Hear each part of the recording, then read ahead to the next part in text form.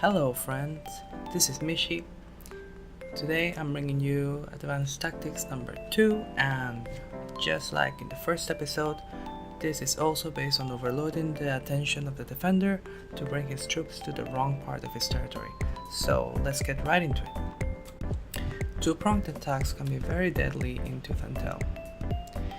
They are especially effective when your enemy has a number of mills in an extended position and it's hard for them to defend all of them at once.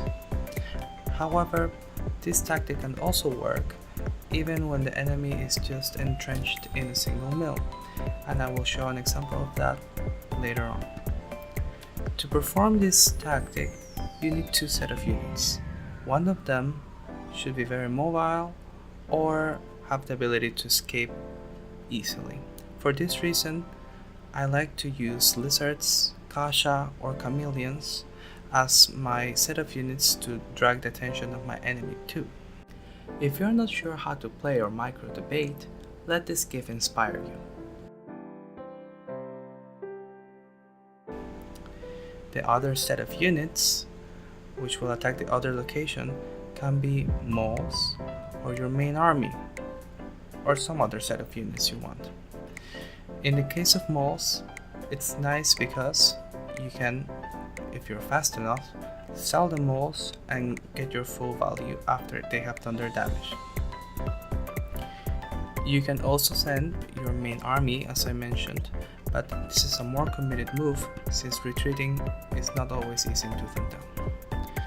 However, sending your main army can be very useful in cases when your enemy has a lot of defenses in a position. You don't want to destroy those defenses like balloons and artilleries when the enemy army is defending them. So you can use a two-pronged attack to drag the enemy army away from that position and then send your main army to deal with those balloons. Let's see an example of an early two-pronged attack against a one-base enemy.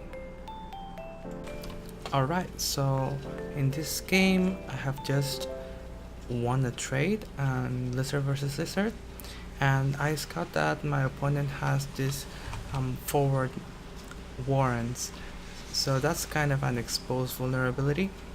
So I wanted to do a two-pronged attack to bring the attention of the defender towards his picks while bringing another set of units to go and kill this forward warrants. So let's see what I do here. Especially trying to punish him when he has toads with just lizards can be really tough, so a diversion can be a good idea to crack open this position. So I put some moles down and then I bring some lizards over here to try and catch him off guard. So I show myself here, and at the same time I rally only my moles. So because of the way I position my moles, they're gonna come through this angle, and I'm here threatening with my lizards, but because they move so quick I can just retreat. My moles start doing some damage, and I can come here, snipe some more picks, and now I've sniped 4 picks. And he took care of my moles, but it was a pretty favorable trade.